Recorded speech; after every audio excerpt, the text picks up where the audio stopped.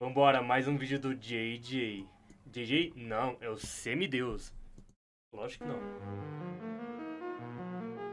Silver Deck, mano. Eu acompanho esse jogo aí, eu tenho que jogar ele ainda. Tem atmosfera, mano, mas eu não consegui jogar ele. Opa, desculpa por interromper, mas por favor, considere ver os últimos vídeos que saíram no canal e acompanhar as lives para você poder participar do chat e mandar seu vídeo no meu Live Pix. É só isso. Ele é tipo um Hilux.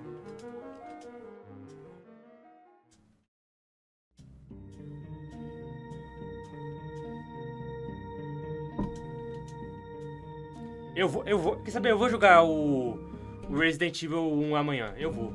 Vou sim. Dentre os diversos gêneros que podem ser encontrados dentro da ficção especulativa, um dos mais interessantes com certeza é o gênero da história alternativa. Nele, os E se o Bigodinho tivesse ganhado a Segunda Guerra Mundial? Ah, seus autores fazem uma simples pergunta: e se algum evento acontecesse de forma diferente do que ele realmente aconteceu? Que mundo esse resultado diferente geraria? O quão diferente seria esse mundo em comparação ao nosso? Esse eu tenho conceito muitas pode teorias. ser usado em diversos cenários diferentes, até mesmo em decisões e rumos da sua própria vida. No entanto, o gênero ficou popular por especular sobre cenários alternativos em grandes Ou eventos adaptações históricas, como, sei lá, eles pegaram um personagem original e botar ele lá pra se passar em um cenário, histórico.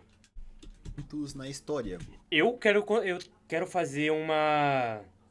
Se um dia eu for escrever, sei lá, eu der uma brisa em mim pra eu fazer ou uma light novel, visual novel ou um mangá, mano, eu vou fazer disso aí, ó.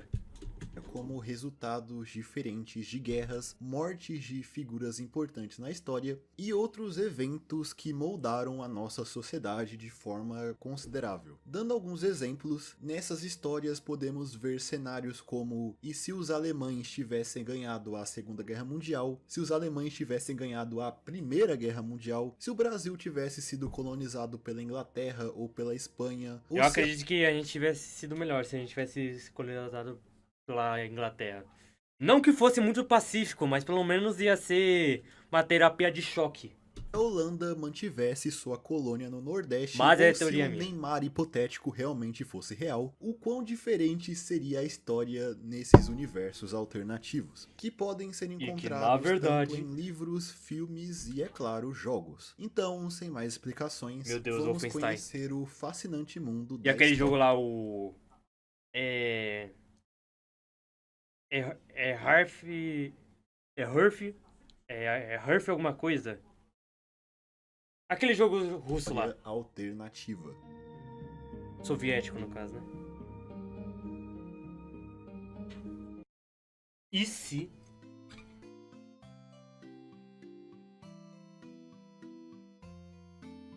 E começando do início, a primeira peça de literatura que pode ser considerada história alternativa é bastante antiga, sendo uma história encontrada na obra Ad Uber Urbi Condita Condita Libri. Libri, escrita entre 27 a 9 anos antes de Cristo pelo historiador romano Tito Livio, que em grande Meu parte é Deus. uma obra que descreve a história de Roma desde a sua fundação até a época em que a obra foi escrita. Mas existe uma parte dela que chama bastante atenção. Em É um tudo certo momento, inventado. o autor especula um cenário alternativo onde Alexandre o Grande, o rei da Macedônia, tivesse vivido por mais tempo, já que Alexandre, na nossa linha do tempo, digamos assim, apesar de ter conquistado muitos territórios e criado um Ele dos viveu maiores pouco. impérios da história, ele viveu bem pouco, vindo a falecer em 323 anos antes de Cristo, aos 32 anos. Tito Olha Livio isso, mano. descreve que, por não ter Pelo menos fez morrido um aos bagulho muito foda. 32 anos, Alexandre decidiu voltar à sua expansão da Macedônia para o oeste e conquistar outras partes da Europa. Logo, nessa linha do tempo, Alexandre, em algum momento, iria entrar em conflito com a República Romana para conquistar a Península Italiana. E Tito Livio puxou uma sardinha pro lado dele, especulando que, se isso acontecesse, os romanos iriam ganhar do exército de Alexandre o Grande, o que provavelmente não iria acontecer de fato, já que lá no Tem século comparação com os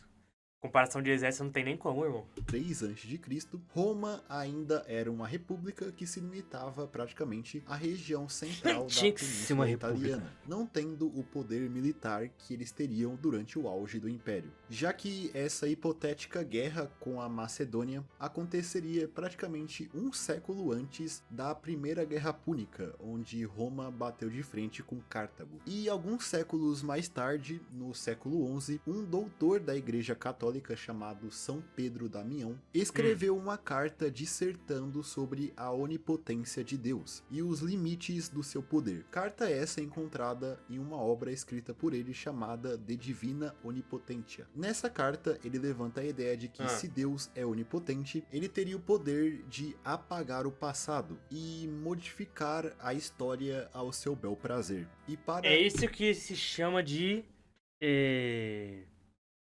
Cara, é foda, mano. Toda hora eu fico esquecendo o nome das palavras.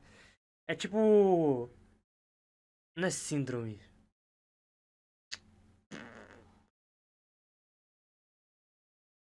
É aquele negócio lá de, tipo... muitas pessoas tiveram memórias distorcidas do que aconteceu de fato das coisas. Tipo, os episódios banidos de Pokémon. O episódio de Dragon Ball em 2001, no 11 de setembro.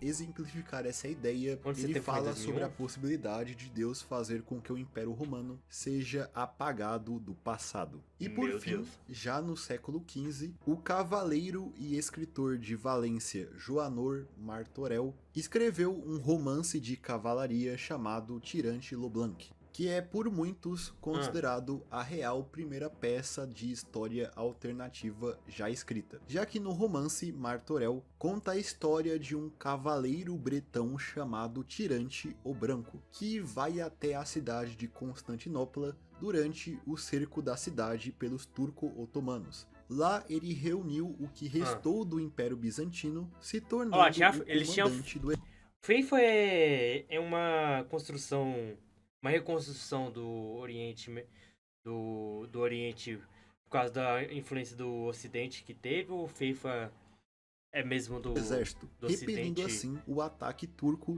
e impedindo que o Império Bizantino Mas caia, eles têm lá os canhão de mão. criando uma história que vai contra o que realmente aconteceu, já que na vida real, os turcos realmente conquistaram Constantinopla, colocando um fim ao Império Bizantino, ou o Império Romano do Oriente, em 1453. E o mais interessante disso é que esse romance que descreve essa história alternativa foi escrita apenas 40 anos depois da queda da capital bizantina, ou seja, a memória da queda de Constantinopla ainda estava fresca na memória de parte da Europa, com a obra podendo ser um reflexo de como o autor gostaria de como o cerco de Constantinopla acontecesse. Inclusive, a título de curiosidade, o Tirant Leblanc é um livro considerado parte da história da literatura espanhola, e ele é mencionado no livro que é talvez um dos mais importantes dessa literatura, sendo ele o Dom Quixote, de Miguel de Cervantes, escrito em 1605. Dom Quixote.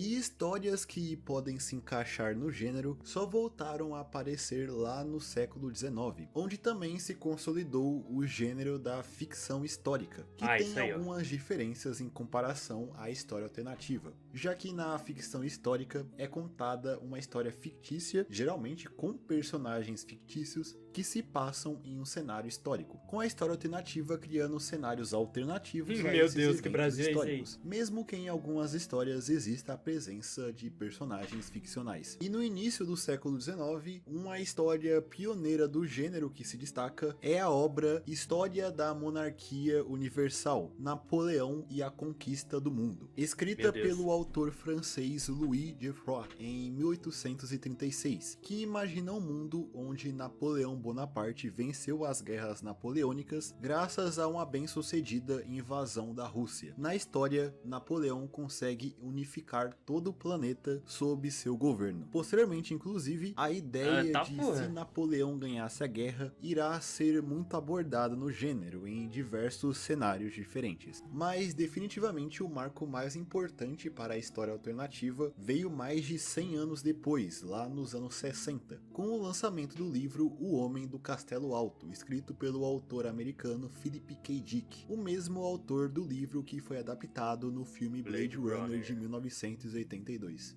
No Homem do Castelo Alto, Philip K. Dick imagina um mundo onde o eixo venceu a Segunda Guerra Mundial, com os Estados Unidos sendo divididos em domínios controlados pela Alemanha no leste e o oeste sendo controlado pelos japoneses, tendo como ponto de divergência o assassinato do presidente americano Franklin Roosevelt pelo Giuseppe Zangara em 1933, que desencadeou uma sucessão de eventos que possibilitou tinha que ser Momoto, mano. Vitória alemã na Segunda Guerra Mundial, criando um mundo onde a Alemanha e o Japão eram as grandes potências mundiais, criando assim uma distopia mundial, com a história do livro se passando nos anos 60. O Homem do Castelo Alto foi bem influente para as histórias do gênero, com também a ideia de um resultado diferente da Segunda Guerra Mundial, sendo um cenário muito usado em outras histórias. E foi mais ou menos nessa época que também surgiu histórias que vão além da mera especulação sobre o que aconteceria se.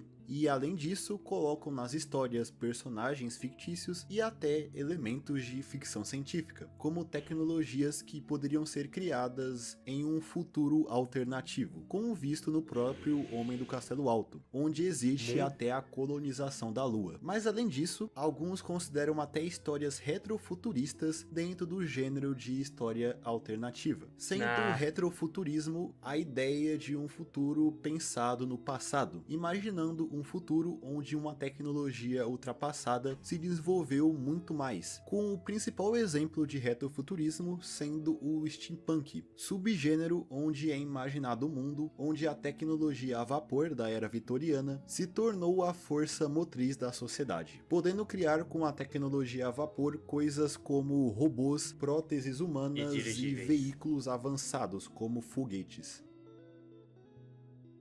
Foguete não teria tanta potência pra fazer. Um dirigível? Talvez.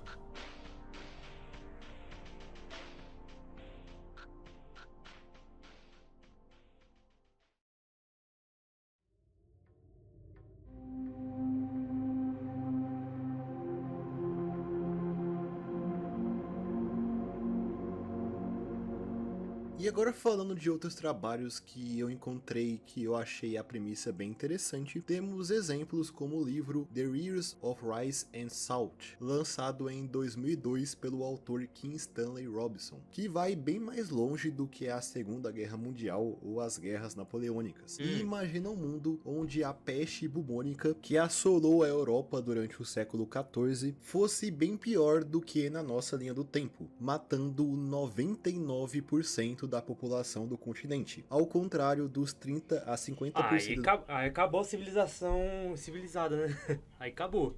Da população europeia. Provavelmente o Que de fato morreu da doença Mongol na vida real. Com praticamente e o russo que ia ter e que toda a população tomar da o continente. Europa aniquilada, sociedades fora do continente ganharam protagonismo no mundo, com o continente europeu sendo posteriormente repopulado pelos muçulmanos, com o mundo árabe se tornando uma grande potência. E também países asiáticos como a China e o Japão ganharam forças, com a China, os países muçulmanos e a Índia sendo as nações que de fato nesse universo colonizaram as Américas. Mas nessa realidade, os povos nativos das Américas, principalmente os Incas, conseguiram montar uma resistência contra os colonizadores, posteriormente conseguindo montar uma nação própria, além da formação de outras nações independentes formadas nas Américas com a cultura dos colonizadores. Outra obra de história alternativa bem diferente é o livro Roma Eterna, escrito pelo autor americano Robert Silverberg, que explora uma realidade alternativa onde o êxodo êxodo hebreu do Egito, liderado por Moisés, falhou, com ele e seus seguidores morrendo afogados no Mar Vermelho. Isso fez com que os hebreus, agora liderados pelo irmão de Moisés, Arão, permanecessem escravos no Egito. Com isso, as religiões abraâmicas não se espalharam para fora do Egito, com os hebreus posteriormente se tornando uma minoria étnica religiosa limitada apenas àquela região, que Mas, seguiam... tipo, eles tecnicamente são todos misturados lá. Tecnicamente. Tem que ver, tem que fazer uma história sobre se a Torre de Babel, se é que teve, né? A Torre de Babel não tivesse uma caído. versão alternativa da Bíblia, conhecida nesse universo como o Livro de Arão, que justamente conta a história do êxodo fracassado de Moisés. E sem esse expansionismo, tanto o cristianismo quanto o islamismo nunca se desenvolveram. E o Império Romano, em específico, nunca foi cristianizado. E também nesse universo, o lado ocidental e o lado oriental do Império permaneceram fortes aliados, fazendo com que o Império Romano não caísse. Na verdade, nesse universo, ele durou até o século XX, ou o século 27, segundo o calendário romano. Daí que vem o nome Roma Eterna. O livro se passa em várias eras Desgraçou, mano. Onde ele história chegou? alternativa, mostrando como Roma se comportaria ao passar dos séculos, indo à era das navegações e à modernidade. E até mesmo o ex-primeiro-ministro inglês Winston Churchill, que era primeiro-ministro do Reino Unido durante a Segunda Guerra Mundial, também escreveu uma história alternativa, por incrível que pareça. Essa história foi escrita em 1930, quando ele tinha 56 anos, e se chama E se Lee não tivesse ganhado a Batalha de Gettysburg? História essa que está relacionada à Guerra Civil Americana. Essa história do Churchill é um pouco confusa de se explicar, mas em resumo, ele escreve a história do ponto de vista de um historiador que vive em uma realidade onde o general Robert E. Lee, do Exército Confederado Americano, foi vitorioso na Batalha de Gettysburg, uma batalha decisiva da Guerra de Secessão, que aconteceu em 1863, dando a vitória para os confederados na guerra. Esse historiador, personificado por Churchill, especula como seria o mundo se o general Lee perdesse a Batalha de Gettysburg, basicamente especulando como seria a nossa realidade, já que foi isso que aconteceu na vida real, com o general Lee perdendo a Batalha de Gettysburg, dando assim uma grande vantagem para o exército da União. Essa história apareceu em uma antologia chamada If Had Happened Otherwise, lançada em 1931. E, obviamente, o gênero da história alternativa aparece também na literatura brasileira, com a considerada primeira obra dentro do gênero, sendo escrita por um dos autores mais relevantes do realismo mágico brasileiro, o José Jacinto Veiga, que em 1989 publicou a novela A Casca da Serpente, que conta uma história alternativa relacionada a Antônio Conselheiro e a comunidade de Canudos. Em sua história, Antônio Conselheiro não morreu ao fim da Guerra de Canudos, em 1897, fugindo com alguns dos seus seguidores para posteriormente formar uma nova Canudos, que ainda assim, mesmo nessa versão alternativa da história, essa nova comunidade não durou tanto tempo assim, sendo destruída alguns anos depois durante o início da ditadura militar. E outro escritor que abraça esse gênero aqui no Brasil é o autor contemporâneo Gerson Lodge Ribeiro, que escreve histórias que geralmente apresentam versões alternativas da história do Brasil e de outros países da América do Sul, como é o caso do seu livro A Ética da Traição, que explora um Brasil alternativo que tem um território bem menor graças à derrota do país na Guerra do Paraguai. O Ética da Traição nem como é um livro ter sido derrotado, mas que tá é bom. considerado por muitos um clássico da ficção científica nacional. República de Pernambuco, que isso?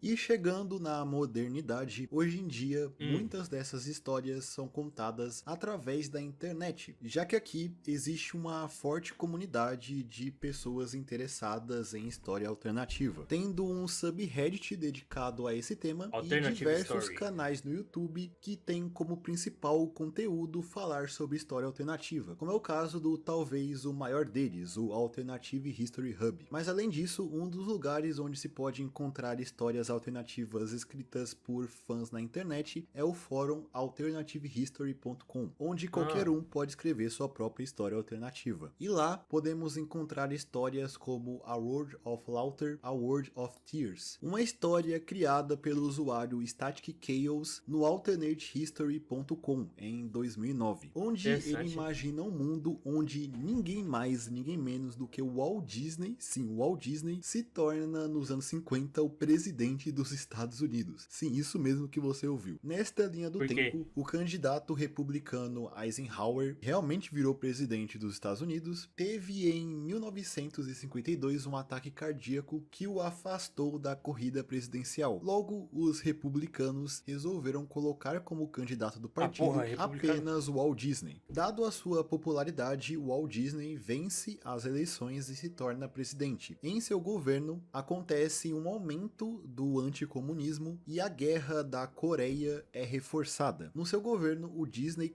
Mas a Guerra da Coreia não faz nenhum sentido. Quer dizer, não é Guerra da Coreia também, não é? Beleza. A Guerra da Coreia não faz nenhum sentido estratégico. Até porque não fazia sentido nenhum os Estados Unidos manter tropas lá pra ajudar um bagulho que não ia se movimentar direito.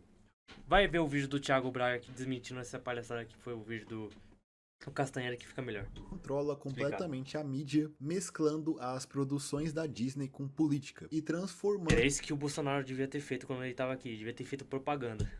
Mas não. instituições da empresa como o Clube do Mickey, onde crianças eram afiliadas em centros de doutrinação, Meu basicamente Deus. transformando o Zewa no futuro em uma distopia fascista com a estética da Disney. E como dito antes, muitas histórias alternativas se Oxi! utilizam do conceito da ficção científica, e um dos elementos mais usados é a da viagem do tempo, onde geralmente uma pessoa do presente ou do futuro viaja até o passado, alterando assim algum evento histórico. Esse artifício pode ser visto em obras como o livro A Connecticut Yankee em King's Arthur Court, escrito pelo Mark Ué. Twain em 1889, que conta a história de um engenheiro americano chamado Hank Morgan, que um certo dia leva um golpe na cabeça e é misteriosamente transportado para a Ah, um Inglaterra Isekai. durante o reinado do rei Arthur, ou a série de livros 1632, escrito por Eric Flint, que conta sobre uma fictícia cidade da Virgínia Ocidental chamada Grantville do ano 2000, que também é teletransportada para o passado, caindo no meio Mano. do Sacro Império Romano durante o século 17, no meio da Guerra dos 30 Anos. E também nada. na internet existe uma linha do tempo criada pelo David Knudsen chamada ICOT American 2002, que descreve um cenário onde os Estados Unidos continental de 2002 é transportado no tempo para o ano de 1942 e os Estados Unidos de 1942 é transportado para o ano de 2002. Logo nessa história, os Estados Unidos de 2002, que tinha acabado de passar pelo 11 de setembro, ainda liderados por George W. Bush,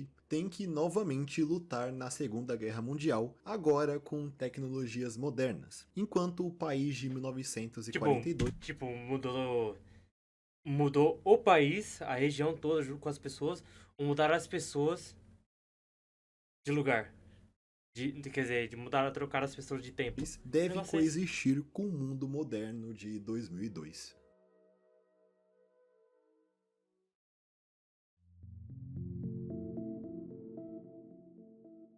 Fortress Europe.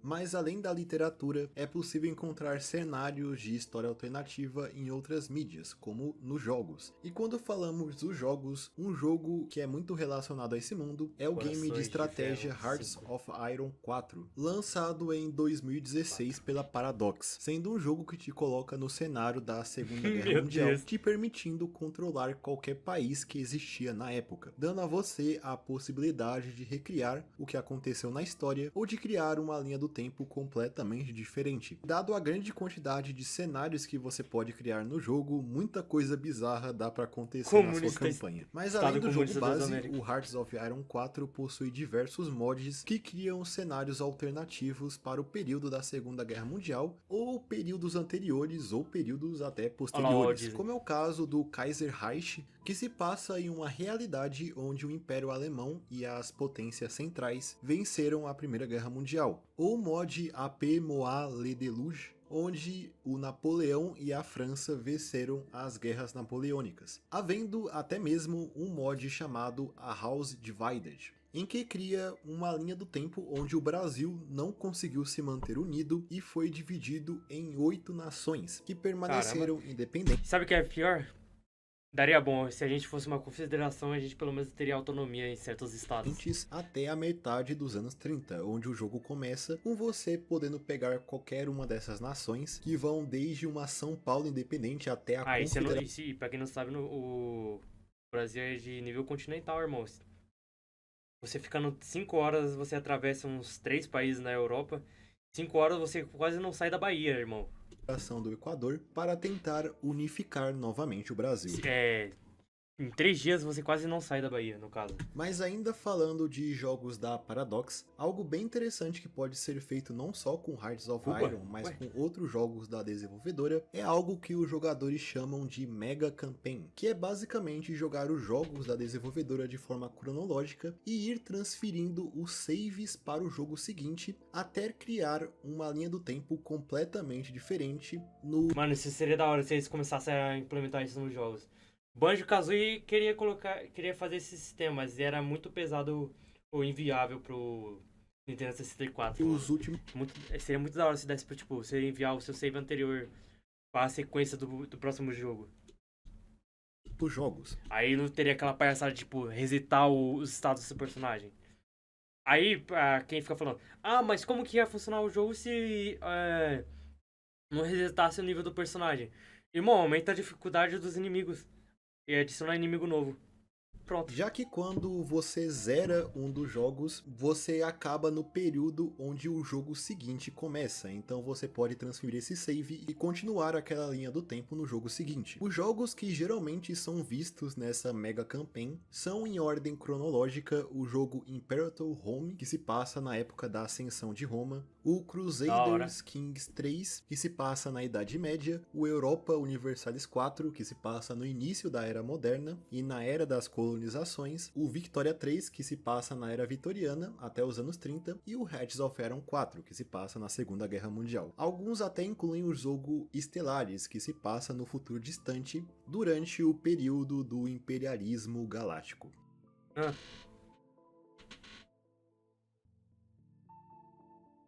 O Império precisa prevalecer.